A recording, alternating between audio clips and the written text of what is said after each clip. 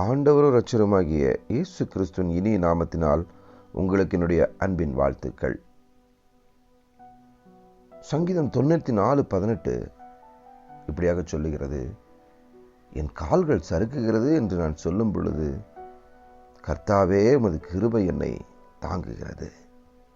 If I say my foot slips, your mercy, O Lord, will hold me up.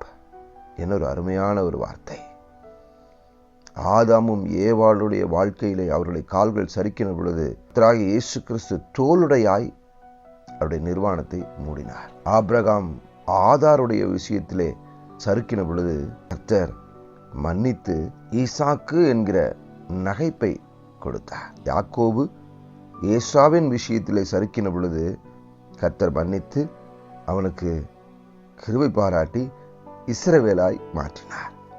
மோசே கன்மலை விஷயத்திலே தவறு செய்த பொழுது கர்த்தர் மன்னித்து அபாரீம் என்ற மலைக்கு கொண்டு போய் கானான் தேசத்தை காட்டி கர்த்தரே அவனை அடக்கம் பண்ணி மன்னித்தார்.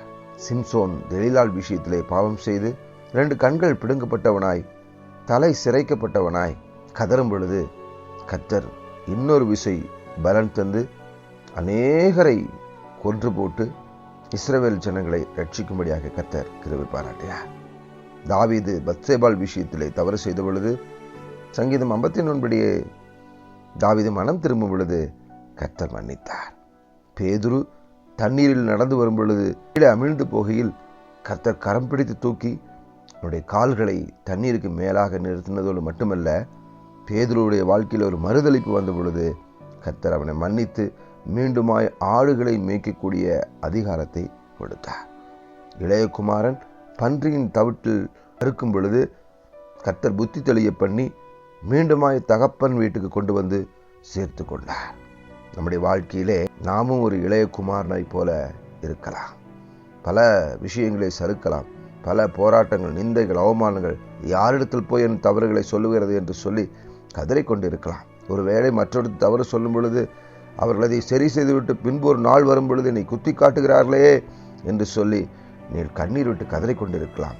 போகட்டும், இது எப்படியோ உங்களுடைய கால் சறுக்கும் பொழுது கர்த்தருடைய கிருபை நம்மை தாங்குகிறது. சங்கீதம் 119 105வது வசனத்தை நாம் தியானிப்போம்.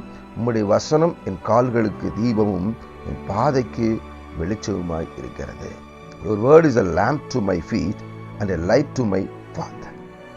ஆம், எனக்கு பிரியமானவர்களே, எந்த ஒரு சூழ்நிலை, பிரச்சனைகள், போராட்டங்கள் வந்தாலும் உங்களுடைய பிரச்சனைக்கு சொல்யூஷன் வேர்ட் ஆஃப் காட், வார்த்தை. அதை எடுத்து தியானியுங்கள். அப்பொழுது என்ன நடக்கும் தெரியுமா? Correction, conviction, continuation, completion. You will become a complete man of God. சுவிசேஷம் என்கிற பாதரட்சியை உங்கள் கால்களிலே, நம்முடைய கால்களிலே அணியும்படியாக கர்த்தர் தன்னுடைய கால்களிலே ஆணிகளை ஏந்தி மரித்து உயிர்த்தெழுந்து பரிசுத்த ஆவியானவராய் நம்மத்திலே வீற்றிருக்கிறார். பரிசுத்த ஆவியானவரை பிடித்துக் கொள்ளுங்கள். வேத வார்த்தை அதிகமாய் தியானியுங்கள். உங்கள் சூழ்நிலையிலே அங்கே இங்கே சென்று புலம்புவதை விட்டுவிட்டு தேவ வசனத்துக்கு நேராக திரும்பி பரிசுத்த ஆவியினால் நிறைந்த பாடல்களை பாடி அவரை மகிமைப்படுத்தும் பொழுது உங்களுடைய பிரச்சனைக்கு அவர் தீபமாய், வெளிச்சமாய், வழியாய் வருவார். கண்களை மூடி நாம் ஜெபித்து முடிப்போமா? அன்பின் பரலோக பிதாவே, என்னுடைய கால் சறுக்குகிறது என்று நான் சொல்லும் பொழுது கர்த்தாவே உமது கிருபை என்னை தாங்கிற்று. தொடர்ந்து வழி நடத்துங்க, தாங்குங்க, தப்புவீங்க, ஏந்துங்க, சுமங்க.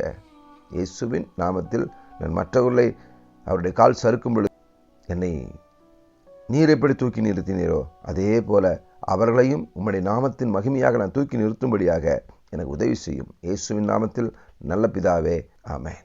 Thank you. God bless you.